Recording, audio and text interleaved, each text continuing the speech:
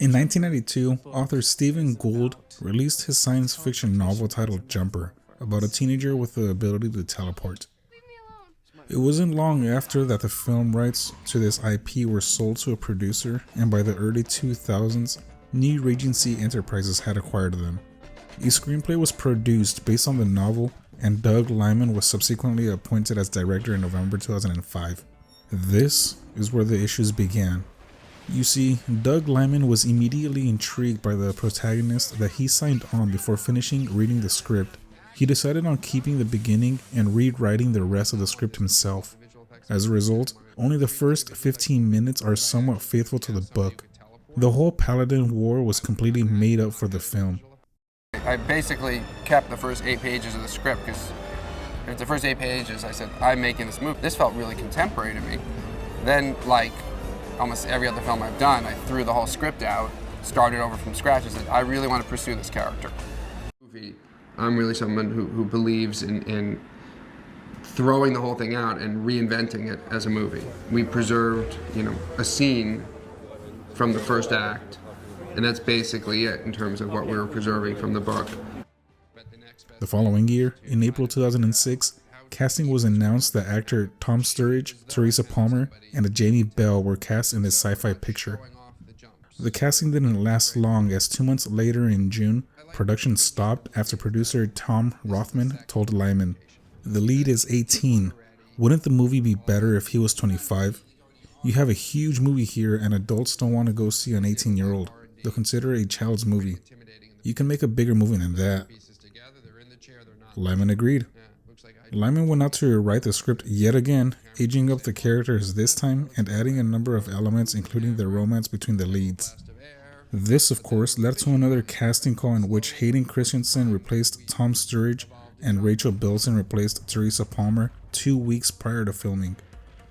Filming was no easy task either, as the script continued to change while filming, yet somehow production was able to be completed and the film eventually released. When I first read the script, Jumper won. That was like back in November in 2005. And obviously the script has developed and has become something completely different entirely. When did you read the last script? A few weeks ago. I know that's... We've had 8 different ones since then. You forget, I'm now on Jumper 12. Chair, but these two worlds merged for a split second. Wouldn't there be some condensation? Jumper was released on February 14th, 2008. The movie opened first in the box office ahead of The Spiderwick Chronicles and Step Up 2, The Streets. With a budget of $85 million, the movie opened with $27 million in its first weekend. It finished with $80 million domestically and internationally with $144 million. Combined, it adds up to a worldwide total of $225 million. The movie itself has a runtime of 88 minutes and is rated PG-13 for sequences of intense action violence, some language, and a brief sexuality.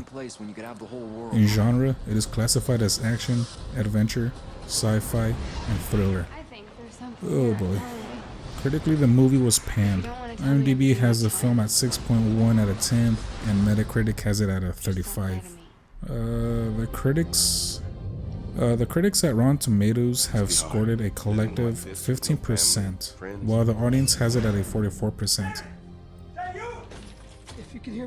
The issues with the film were mainly due to the rushed adaptation of the novel and the number of rewrites. The abrupt ending didn't help either. Fans of the novel were understandably furious at the changes. The novel follows David Rice, the world's only teleporter, as he's searching for his mother while on the run from government agencies. The movie is about a man who's being hunted down by a centuries-old zealot organization.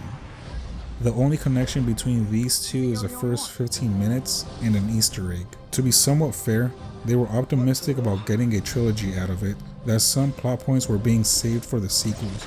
Unfortunately, the sequels did not get greenlit. It took a number of years, but eventually Doug Liman acknowledged that he had missed the mark and set out to correct it. So weird. All right, I want to get in, that's something I want to explore as well. But Doug, you just mentioned something that I'm really curious about, and that's your desire to come back and sort of explore this world. What was the impetus to sort of come at this idea from a different angle entirely and take another couple of stabs at this? you know, because I've done a lot of high concept movies, TV shows, and they've always been actually really deeply personal. And I feel like when I made Jumper, I lost my way a little bit in that I was kind of making. There were a lot of sort of radical ideas I was chasing, but it didn't connect to me personally. Yeah. And I wanted to go back to that world, and the sequel novel was available, and start over from scratch. This is where this path deviates from Jumper, and where I get it right this time. In December 2016, YouTube commissioned a TV series based on the third book of the Jumper series.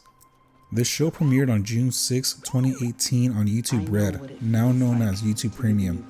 The show was received generally positively, holding a 100% critics score, yet a 40% on the audience score. It ran for 2 seasons with 10 episodes each until it was cancelled in 2020. I can't compare it to the book since I haven't read it, but in brief, the show follows Henrietta, in which she experiences her first jump and accidentally takes some of the surrounding environment around her, in a similar fashion to David jumping the apartment, but on a smaller scale. This unfortunately has a consequence of severely hurting a kid from school that was within proximity, and unravels a conspiracy behind some of the most influential families of this small town. The first episode is free on YouTube, and I'll link it in the description if you want to check it out. I personally enjoyed it and would definitely recommend it. 911 call from Henry's phone. Hayden Christensen was born on April 19, 1981 in Vancouver, Canada. Hayden plays the role of David Rice, a teleporter that finds out he's being hunted by an organization that wants him dead. Prior to Jumper, he was in Awake and Virgin Territory, both released in 2007. After Jumper, he was in New York, I Love You in 2008 and Takers in 2010. Samuel Jackson was born December 21st, 1948 in Washington, D.C. Sam Jackson plays a paladin called Roland Cox who hunts down and eliminates people with the ability to teleport. Prior to Jumper, he was in 1408 and Cleaner, both released in 2007. After Jumper, he was in Lakeview Terrace and Gospel Hill, both released in 2008. I'm just going to add it as a footnote, but in 2008 he also had a small cameo in Iron Man. Doug Liman was born on July 24th, 1965 in New York City. Prior to directing Jumper, he had a number of very well received films. The Bourne Identity was released in 2002, and he also directed Mr. and Mrs. Smith, released in 2005.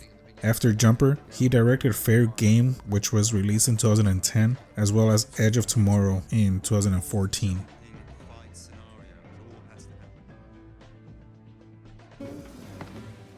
This yours? Yeah, it is. It must have fallen out of my bag. It was on the floor near the bath. If what you've told me is true, you will have gained my trust. But for now, remain here.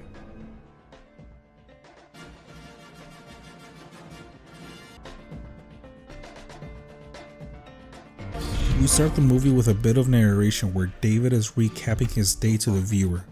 Within a single day, David had already traveled the entire world, jumping from location to location. He then recounts how his ability first manifested, and we see a young David.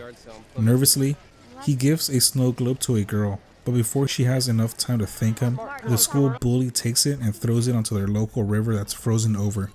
David goes to retrieve it when suddenly he breaks the ice and falls in. In a state of panic, he mysteriously teleports into the library. He walks home and we're immediately introduced to his abusive father, and he accidentally teleports again to the library. He realizes what he's capable of doing and decides to finally run away. Once settled into an apartment, the first thing he does is rob a bank.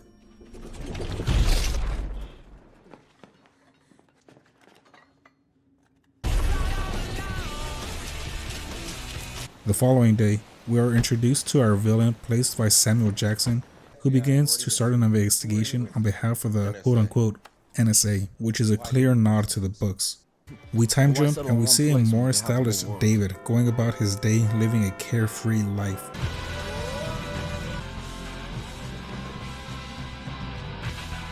After a small montage, We cut to a skirmish in the middle of a forest where a number of uniformed individuals have trapped another jumper. Samuel Jackson's character named Roland comes in for the kill, telling him that only God should have the power to be everywhere. As he's leaving, he gets a call letting him know that they have a lead on the jumper that robbed the bank all those years ago. In the next scene, Roland is in David's New York apartment where a fight ensues, and we find out that a major weakness to jumpers is electricity. He's unable to escape but finds a small window of time where he can focus and decides to jump back to his childhood home. Back in his hometown, we reunite with Millie, and after catching up with her, we invite her to travel with us to Rome. It doesn't take much convincing, as the next scene over, we are exiting a taxi in Rome. We go to the Colosseum, to which is unfortunately being closed, disappointing both David and Millie. David convinces Millie to just sneak in with him since they have traveled so far to not see the inside. Once inside, David leaves Millie to secretly unlock a door by jumping to the other side when he runs into a young man. He tells him that David's attracted a lot of attention from a group known as the Paladins. A fight breaks out between both jumpers and a pair of Paladins, where Griff comes up victorious. David and Millie swiftly leave the Colosseum, but David's arrested before they can get away. At the station, David's mom suddenly shows up and gives him the key to his handcuffs and leaves just as quickly as she had arrived. David escapes and immediately drops Millie off at the airport and informs her that he won't be accompanying her. In the next scene, we get some world building lore where we learn that Paladins have been hunting down jumpers since the medieval ages, and their organization has just gotten more and more sophisticated. During this conversation with Griffin, we learn that Roland is extremely lethal and willing to kill a jumper's close circle simply to reach them. We jump to our childhood home to find David's dad laying unconsciously on the floor after a visit from Roland.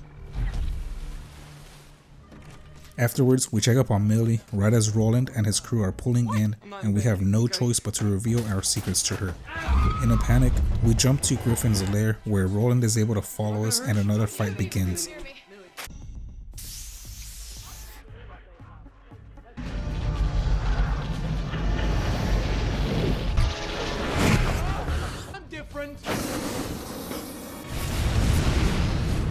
Caught in the middle of the war, Roland captures Millie and uses her as bait. The partnership David has with Griffin sours, and David realizes that Griffin is preparing to bomb Millie's apartment in order to eliminate Roland once and for all. The two go at it and ends when David traps Griffin in a power line. Without much thought, David jumps to Millie's location only to end up getting trapped himself. With all his might, David jumps Millie's apartment into a river and then into the library.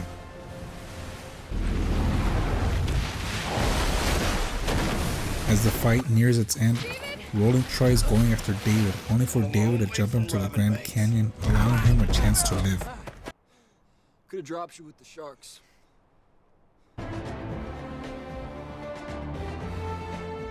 Finally, the movie time jumps an undisclosed amount of time and David reunites with his mom. It is revealed that she's a paladin and her own son's abilities are in direct conflict with her beliefs and offers him a head start to run.